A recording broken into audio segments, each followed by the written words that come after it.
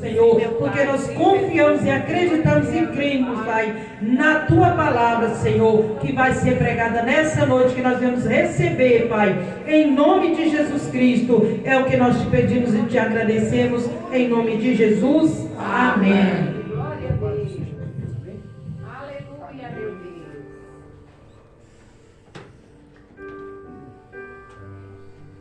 Louvado seja Deus, amém? Deus é bom, o tempo todo Deus é bom, amém, irmãos? Amém. Eu saúdo mais uma vez a Igreja na Santa e gloriosa paz do Senhor. Estamos na presença de um Deus grande, vivo, soberano e fiel. E Deus deu uma palavra para o meu e para o teu coração nessa noite, amém? Deus me deu uma palavra bem conhecida, livro de Ezequiel, capítulo 37.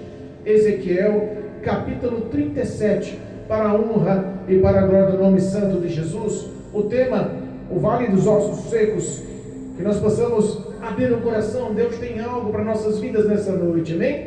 Aos que nos acompanham pelo YouTube, aos que nos acompanham pelo canal do Facebook, em nome de Cristo Jesus, se possível, pegue um exemplar bíblico e acompanhe, medita, receba hoje o que Deus tem através da palavra para a sua vida. Eu sei que o Senhor há de falar ao teu coração, em nome de Jesus Cristo, amém? Amém. Ezequiel, capítulo 37, a visão de um vale de ossos secos. Nós vamos ler do capítulo 1, do versículo 1 ao versículo 14, para a glória de Deus Pai, em nome de Jesus, amém? Amém. Glorificado a Deus. Eu vou me adiantando, amém? O tempo é escasso e o pastor gosta de falar da palavra, né? Pensa num pastor que se deixar para falar, a gente vai sair daqui meia-noite. Vamos imitar Paulo, né? Foi pregar no domingo no culto de Santa Ceia. Começou a prolongar, deu meia-noite, caiu um lá, Eutico da janela, ele vai, ressuscita, volta e continua pregando. Era só para trazer uma palavra, pregou das 6 da tarde às 6 da manhã. Eita homem que gosta de falar de Jesus, né? E nós estamos no mesmo caminho, viu? Nós estamos com a mesma afiação aí. Ezequiel capítulo 37, versículo 1 em diante, do 1 até o versículo 14, para a honra e para a glória do nome de Jesus. Versículo 1, diz assim a palavra: Veio sobre mim a mão do Senhor, e o Senhor me levou em espírito, e me pôs no meio de um vale que estava cheio de ossos, e me fez andar ao redor deles, e eis que eram muito numerosos sobre a face do vale, e estavam sequíssimos. E me disse: Filho do homem, poderão viver estes ossos? E eu disse: Senhor Jeová, tu o sabes. Então me disse: Profetiza sobre estes ossos e diz-lhes: Ossos secos, ouvi a palavra do Senhor. Assim diz o Senhor Jeová a estes ossos: Eis que farei entrar em vós o Espírito e vivereis, e porei nervos sobre vós, e farei crescer carne sobre vós, e sobre vós estenderei pele, e porei em vós o Espírito, e vivereis, e sabereis que eu sou o Senhor.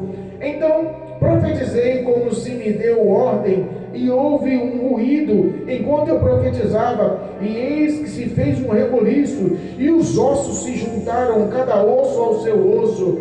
E olhei, e eis que vieram nervos sobre eles, e cresceu carne, e estendeu-se a pele sobre eles por cima, mas não havia neles espírito. E ele me disse: Profetiza ao Espírito, profetiza ao Filho do Homem, e diz ao Espírito: Assim diz o Senhor Jeová: Vem dos 4 ventos, ó Espírito, e assopra sobre estes mortos para que vivam.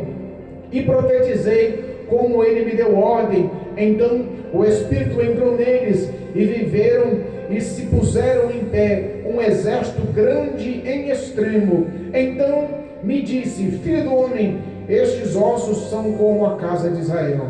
Eis que dizem: os nossos ossos se secaram, e pereceu a nossa esperança, nós estamos cortados.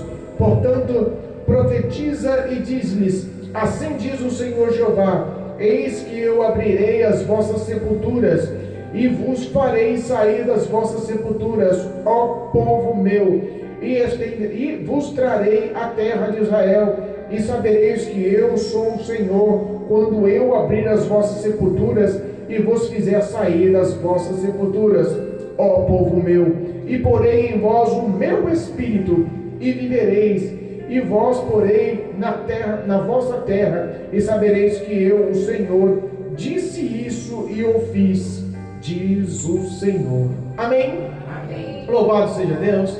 Podei-vos assentar. Deus é bom, grande, fiel, soberano, lindo é o Senhor. Amém? Irmãos, nós conhecemos a grandiosidade dos feitos de Deus sobre a face da terra na história da humanidade.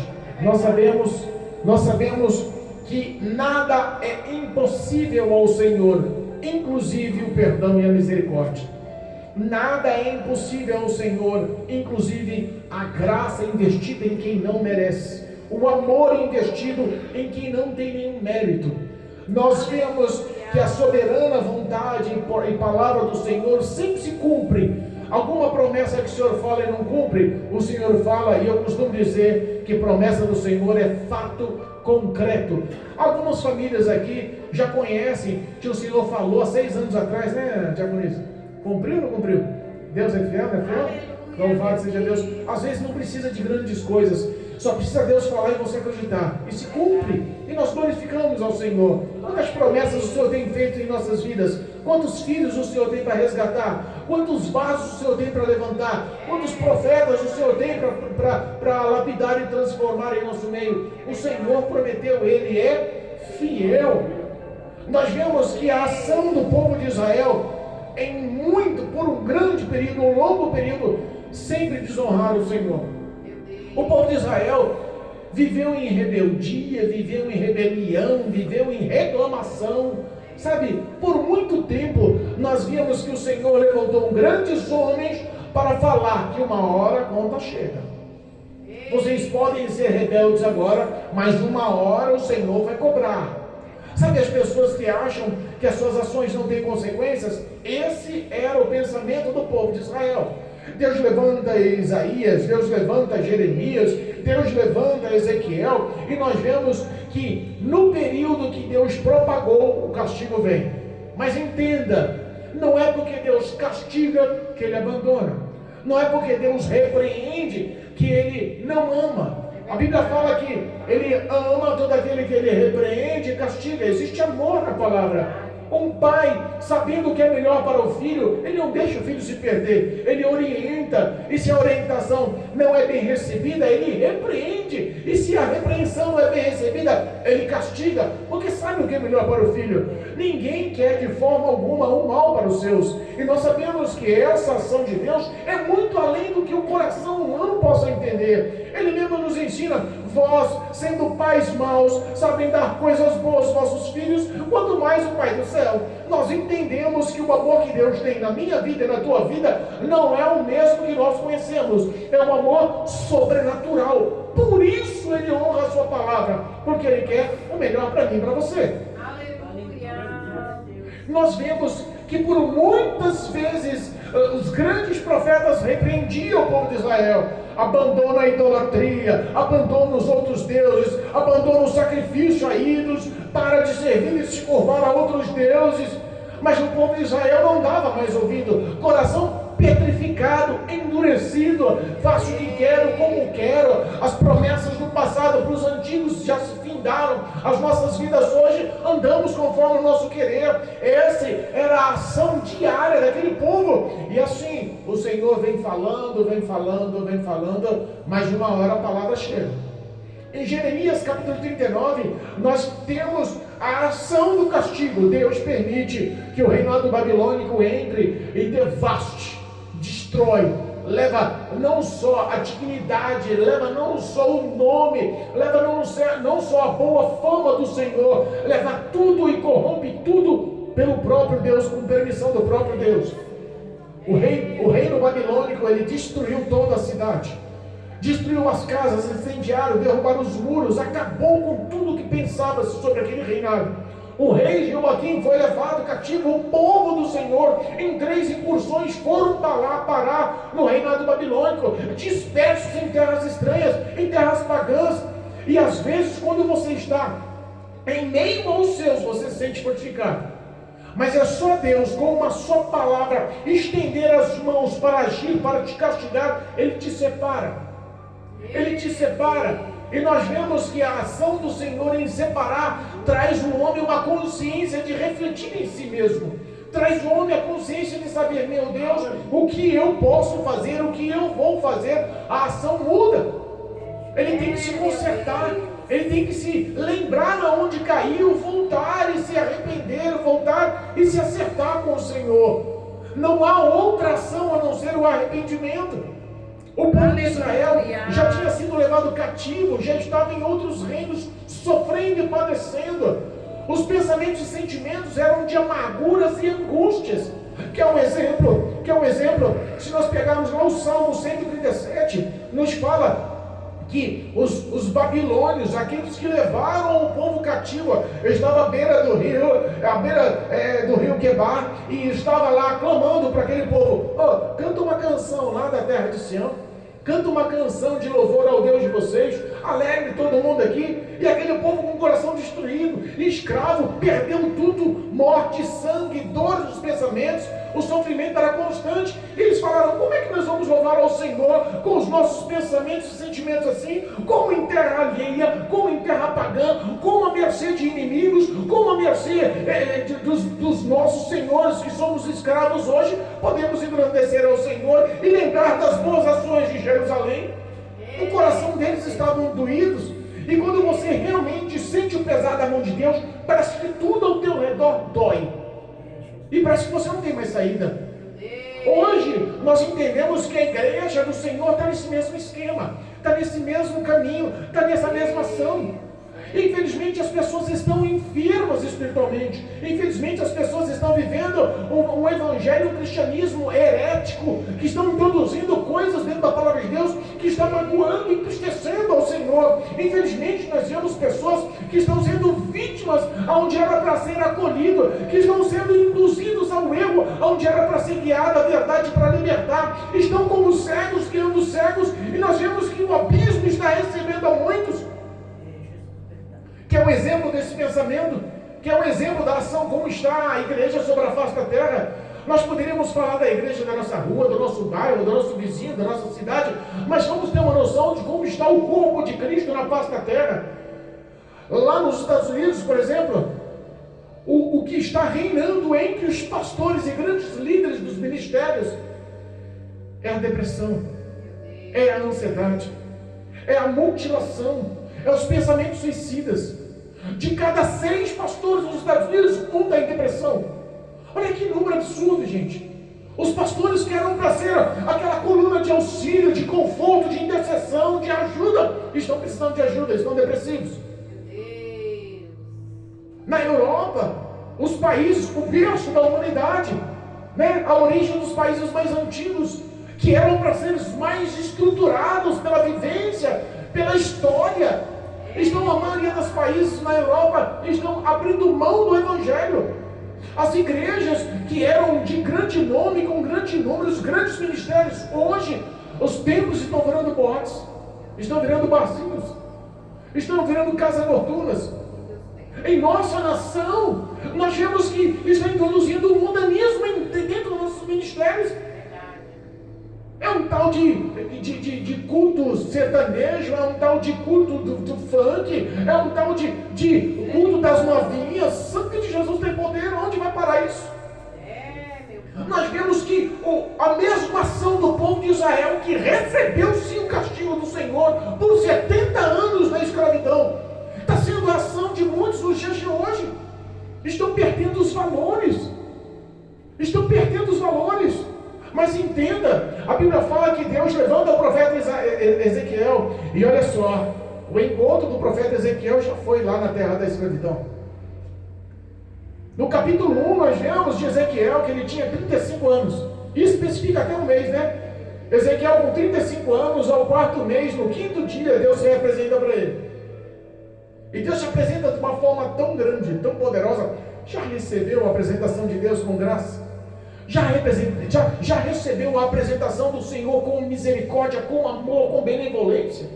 A vida do homem nunca mais é a mesma quando tem um encontro com Jesus. A vida do homem nunca mais é a mesma quando recebe o sangue do Cordeiro e reveste a sua santidade, a verdade dos seus passos das suas obras, das suas ações, nunca é a mesma. Deus sempre levanta profetas para restaurar o teu povo, para curar o corpo de Cristo na face da terra, porque os projetos do Senhor, os pensamentos do Senhor, os planos do Senhor não são maus, são bons.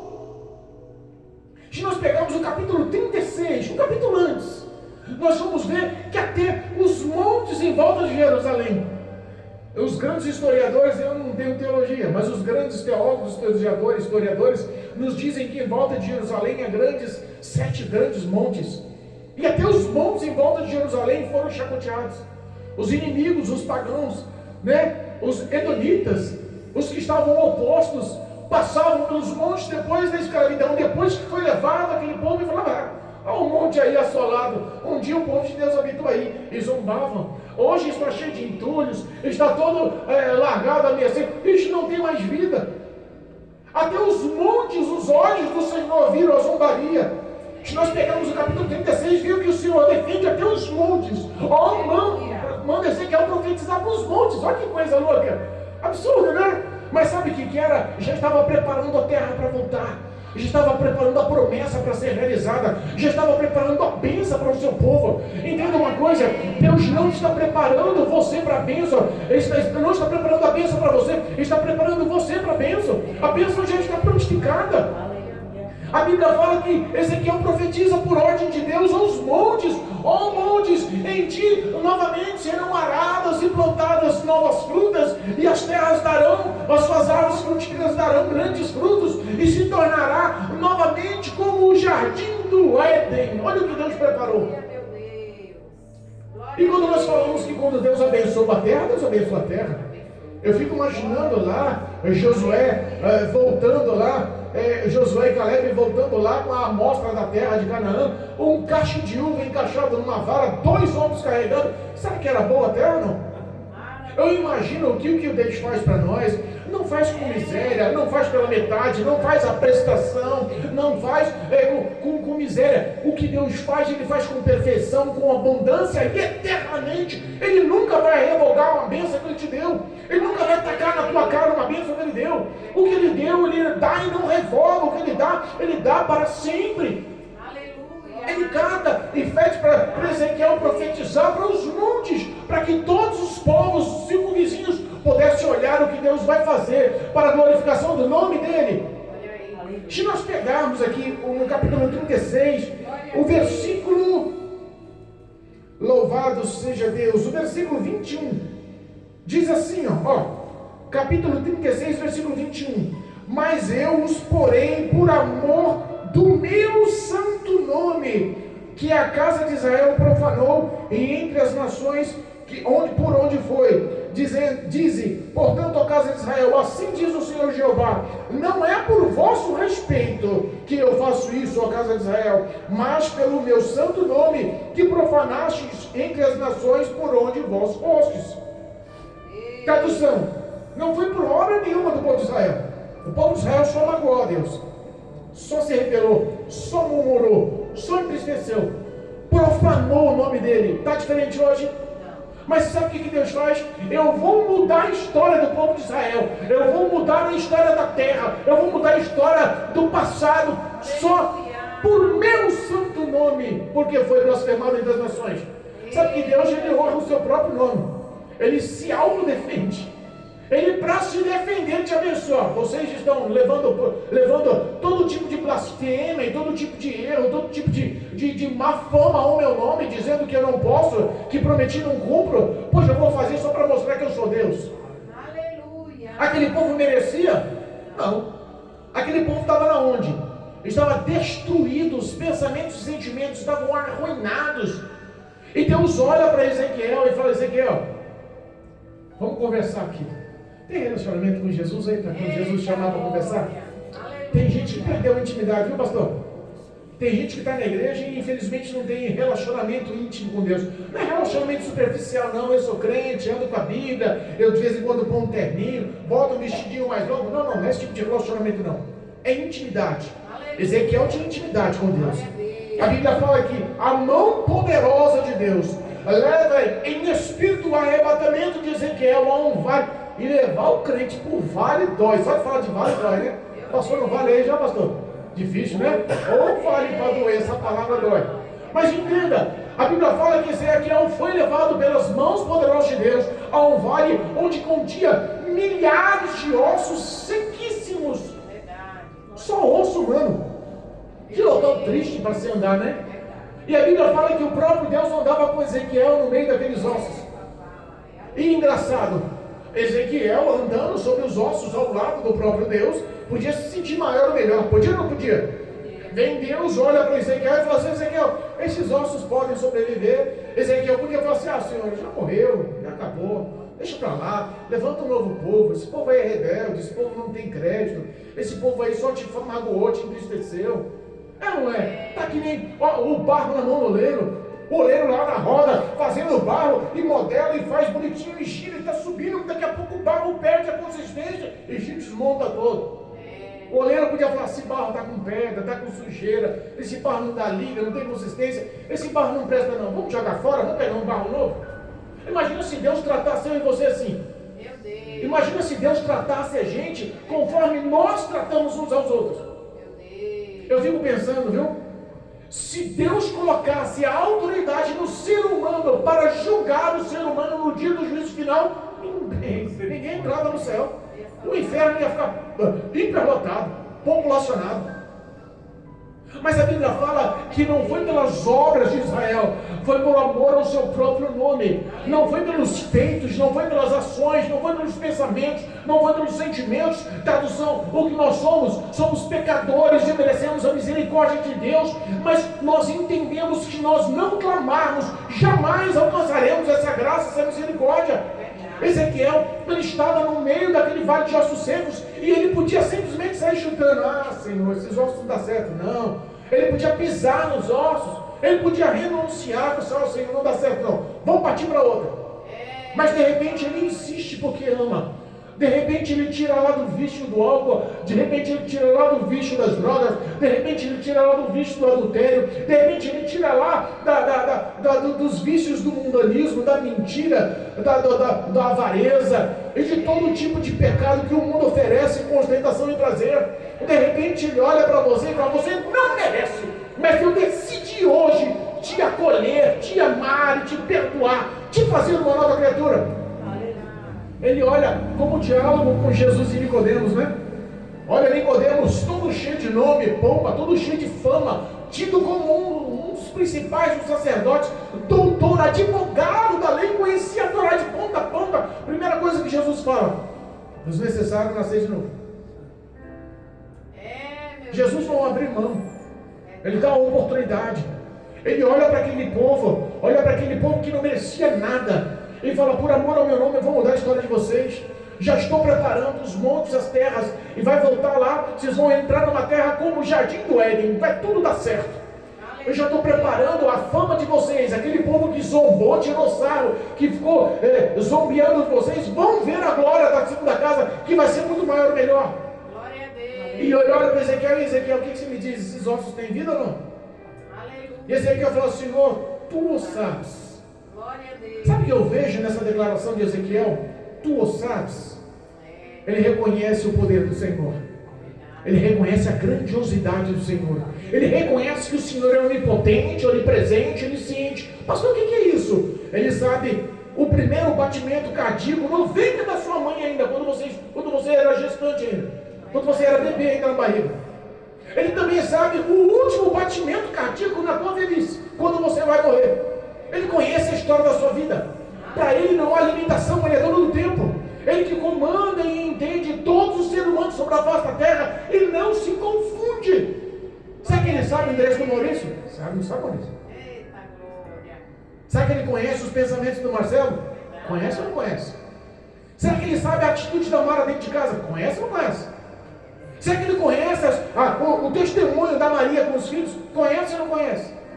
Deus nos entende, nos conhece e entenda, não é por nossas obras, é por graça e por misericórdia que hoje Ele nos faz a promessa de nos voltar à terra de uma forma deleitosa. Aleluia, eu creio. Ele fala: profetiza, Ezequiel, para esses ossos. Profetiza, vai voltar, eles vão viver, vai ter espírito e eles vão reviver novamente. E o Ezequiel fala o que o Senhor manda, profetiza da forma que o Senhor manda, e começa a sair um barulho. Aqui na minha leitura dá um reboliço, quando ele está profetizando, diz que há um barulho como um reboliço, em outras Bíblias fala que era como um zunido ou um chocalho. Eu não entendo não, mas eu imagino que um monte de ossinho começa a ligar. São 206 ossos no corpo humano, se eu não me engano. Imagina quanto ossinho estava ligando no meio daquela terra seca. Imagina, né? Fêmur, quadril, costela, os dedinhos da mão, braço, antebraço. Eu imagino do tronco, membro, costela, vértebra, ossinho por ossinho se encaixando no meio de milhares. Ninguém se perdeu, viu? O osso de um não foi para o outro, não, viu? Imagina lá, né? Um fêmur grandão, um fêmur pequenininho, sai um soldado cambeta. Não sai, não. O negócio de Deus é perfeito. E ele fala assim, olha só, quando eu profetizava, começou a surgir tendões, começou a surgir músculos, começou a surgir carne, começou a revestir de pele, e começou a formar um grande número de homens lançados ao chão, formados, mas sem vida. Formados, mas sem vida. Eu fico imaginando os pensamentos e sentimentos daquele povo lá na terra babilônica. Estavam formados, mas sem esperança nenhuma, sem vida nenhuma, sem perspectiva nenhuma. Eu fico pensando que o coração deles estavam tão destruídos que eles se sentiam sinceramente destruídos, devastados, sem nenhum tipo de esperança, de saída. Sabe que eu imagino que eles analisaram e falaram assim, realmente a gente mereceu. Ele avisou tanto. E a gente está aqui porque mereceu. Ele avisou tanto. E a gente hoje está recebendo esse castigo duro. Perdemos parentes, perdemos a nossa terra, perdemos a nossa cultura, estamos escravos, em serviço forçado, tentando satisfazer o desejo dos outros, sem nenhum tipo de esperança. O mundo descreve a história de um homem ímpio assim. Escravo, solitário, perdido, sem esperança, sem nenhum tipo de perspectiva. E aí vem Jesus Cristo na cruz do Calvário, olhando para você e falando, você merece a condenação, você merece a morte, você merece a eternidade afastado de mim, você merece a eternidade no lago de fogo. Mas sabe o que eu propago hoje? Que no meio do seu merecimento eu jogo os seus pecados no mar de esquecimento e te dou a esperança da vida eterna, oh glória, e te dou o revestimento de vestes novas, oh glória, e te transformo o pensamento, eu converto toda a sua história, transformo a sua história, eu mudo a tua história. Eu não sei você, mas eu sei de onde Deus me tirou. Eu não sei o testemunho pessoal de cada um. A gente conhece por cima e sei que Deus resgatou pessoas que não mereciam. Eu sou uma delas. Eu sei que o que eu merecia realmente era condenação e morte. Mas Jesus olhou para mim com amor que eu nem sei descrever como. Nem sei como o Senhor encontrou em mim graça para me amar.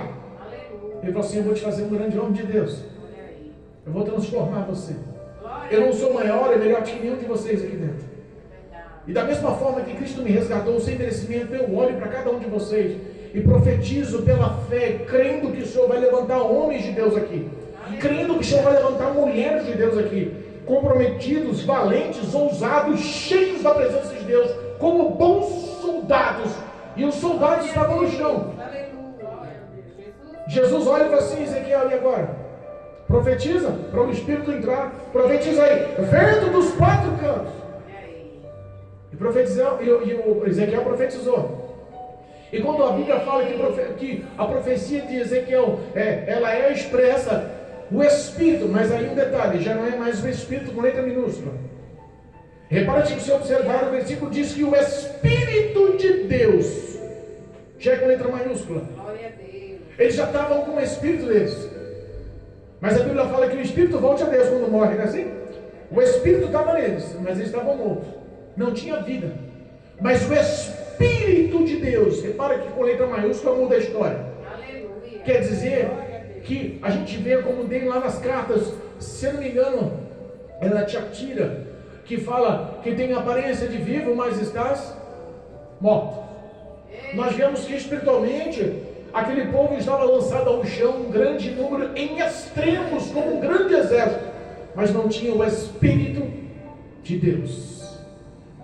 E o Espírito de Deus levantou aquele exército.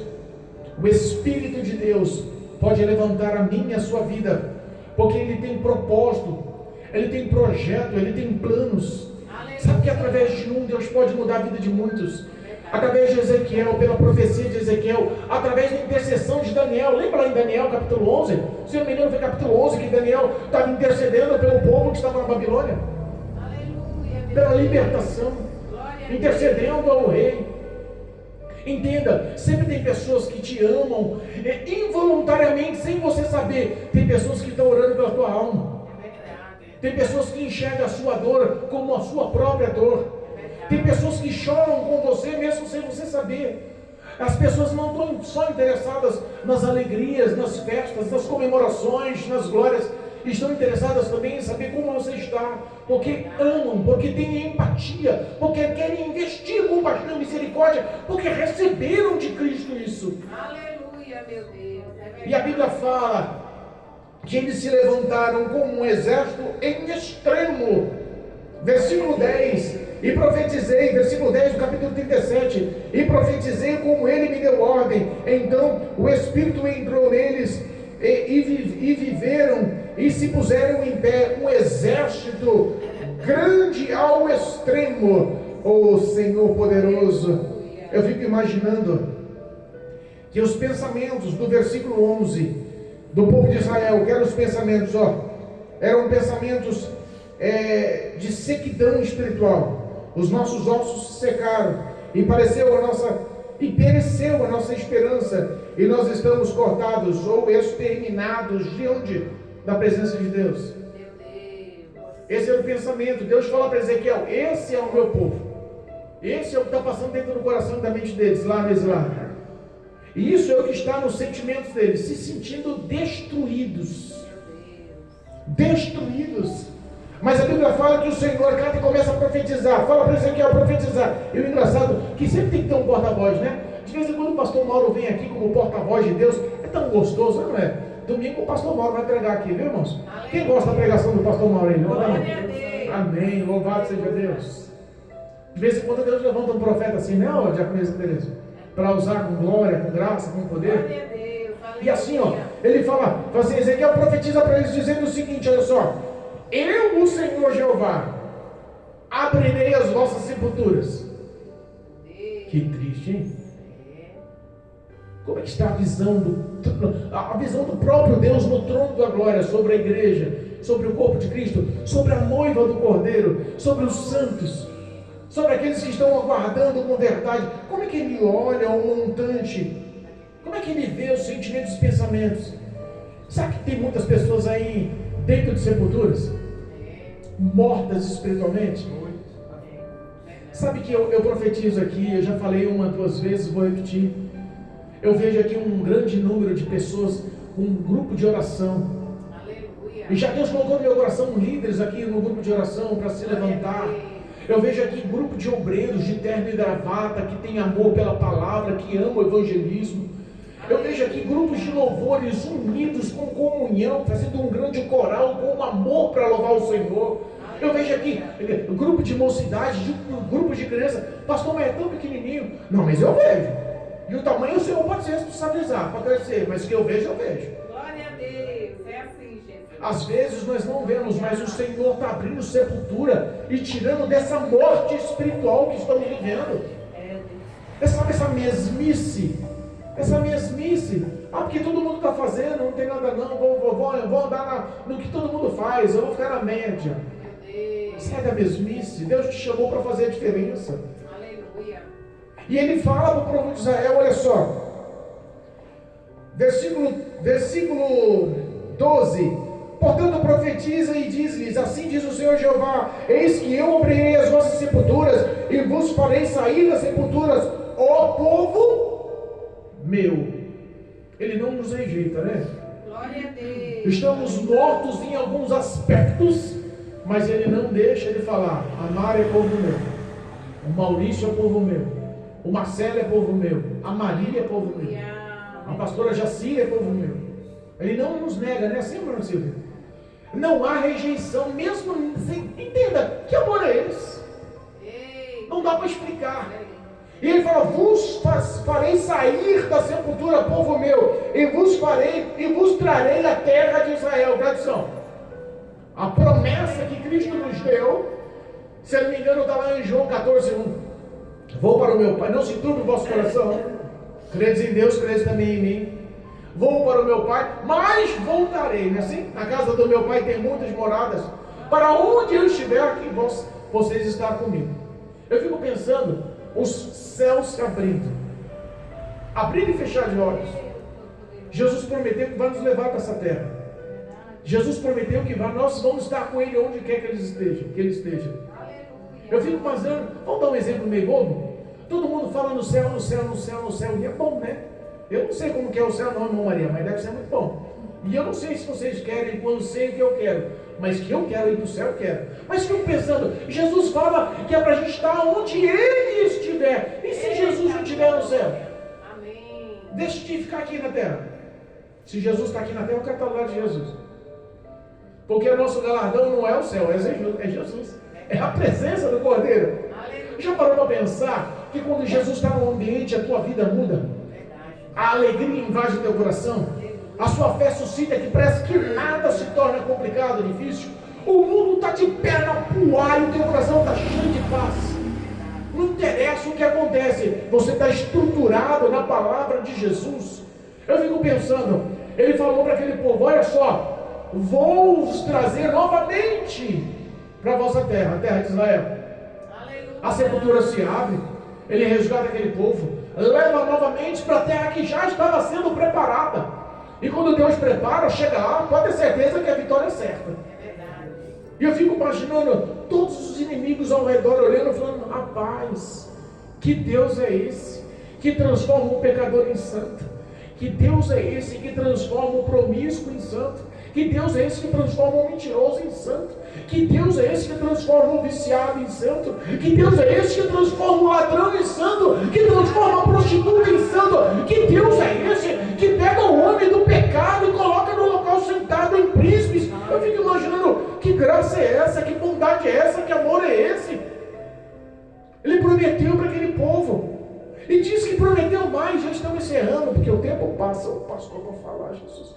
E ele prometeu, diz mais, no versículo 14: e eu porei em vós o meu espírito, e vivereis, e vos porei na vossa terra, e sabereis que eu sou o Senhor, que disse e o fiz. Aleluia.